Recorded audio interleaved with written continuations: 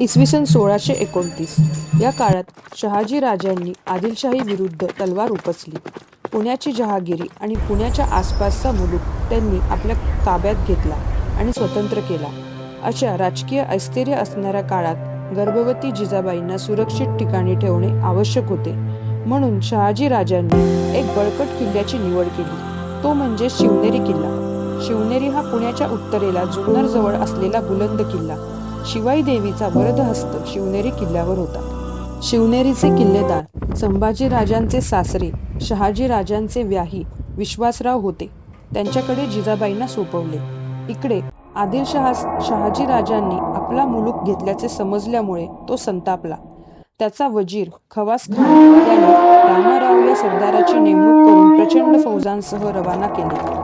त्याने शहाजी राजांच्या मुलखास पुण्यातील वाड्यास धडाधड आगी लावल्या. असंख्य गरीब जनता अग्निप्रलयात नष्ट झाली. शहाजी राजांच्या स्वराज्य स्थापनेचा प्रयत्न भस्मसात झाला होता.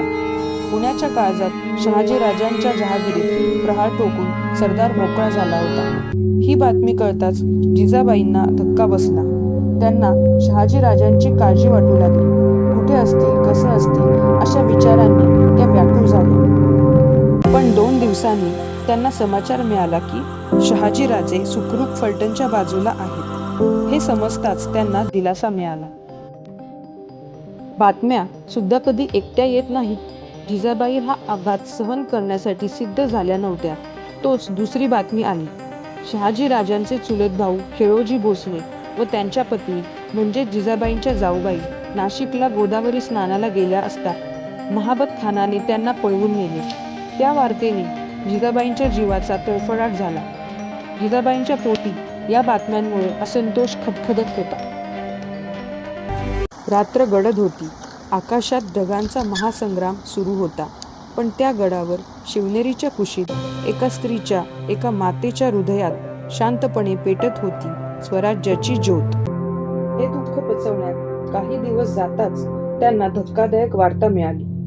जिजाबाईंचे आबासाहेब लखुजीराव जाधव यांचा खून झाला होता. 25 जुलै 1629 ला निजामशहाच्या दरबारात लखोजीराजे जाधव म्हणजे जिजामातांचे आबासाहेब आणि 2 मुलगे, नातू असे जवळपास 41 जाधव एकाच वेळी एकाच दिवशी धारातीर्थ पडले. आधी कट शिजला होता, त्याची त्यांना कल्पना नव्हती. अर्थात हा खून होता प्रामाणिकपणाचा, स्वामिनिष्ठपणे केलेल्या सेवेचा सुद्धा. आईजवळ राहिलेला बहादूरजी तेवढा वाचला. जिजामातांचे दुःख हे सगळे समजताच अनावर झाले होते. आबा गेले, माहेर संपले. जिजामातांना एकटेपणा सतावत होता. एकाच वेळी वडील व माहेरचे 41 जण गेल्याचे दुःख त्यांना विसरता येत नव्हते. लखुजीरावांच्या खुनाच्या बातमीने खचलेल्या जिजाबाई त्या आघातातून लवकर उठू शकल्या नाही. रात्री अपरात्री त्या डचकून जाग्या होत असत. सारे अंग डबडबून निघे. घरात चुकून भांड्यांचा आवाज जरी झाला तरी त्यांना काफरं सुटे, डोळ्यात पाझर फुटे. जिजामाता दुःखी व उदास होत असत. पावसाळ्याची रात्र होती. ढगांनी आकाश व्यापलेलं. गडाचे रस्ते ओले, भिंतीवरून पाणी वाहत होतं. गडात शांतता होती. पण जिजाऊंच्या मनात विचारांचं रणांगण सुरू होतं. जिजामाता एका दिव्याजवळ बसल्या होत्या. हातात भगवद्गीता होती. दिव्याच्या लुकलुकत्या प्रकाशात त्यांच्या डोळ्यात दिसत होतं वेदना आणि निर्धाराचं मिश्रण. त्या काळात देश गुलाम होता. मुघल सरदार, निजामी सत्ता यांनी स्थानिक प्रजेवर अन्यायाचा कहर केला होता. पण जिजाऊंच्या मनात एक आवाज सतत घुमत होता, हे अन्याय थांबवायचे.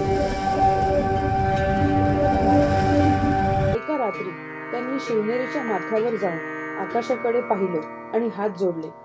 देवा, या पोटी मला असं लेकरू दे जे फक्त माझं नसेल पण या भूमीचं रक्षण करेल, जे तलवार उचलण्यापूर्वी विचार करेल फक्त न्यायासाठी, जे फक्त राज्य नाही तर स्वराज्य उभं करेल. असं मागणं त्यांनी देवाकडे मागितलं. त्या गर्भवती होत्या, पण त्यांच्या चेहऱ्यावरती शांतता होती एका योद्ध्याची. ही संतती माझी नाही, या भूमीची आहे.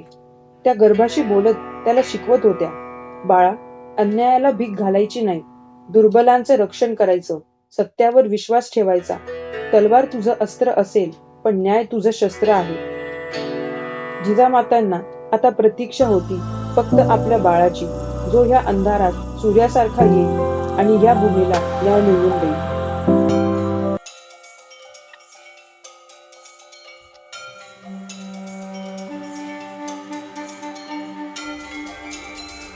परिस्थिती कितीही बिकट, प्रतिकूल असली तरीही माणसाने नेहमी संयमी व ध्येयवादी असायला हवे.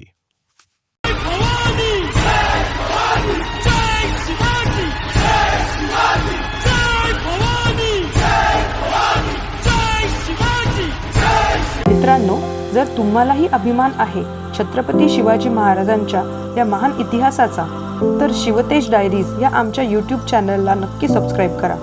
आणि हा व्हिडिओ आवडला असेल तर लाईक करा आणि तुमच्या मनातील शिवप्रेम कमेंटमध्ये जरूर लिहा. कारण इथे प्रत्येक आठवड्यात आपण उलगडणार आहोत रणांगणाच्या कथा, त्या गडकोट्यांच्या गोष्टी आणि त्या स्वराज्याच्या ज्वालेची प्रेरणा. जय भवानी, जय शिवाजी.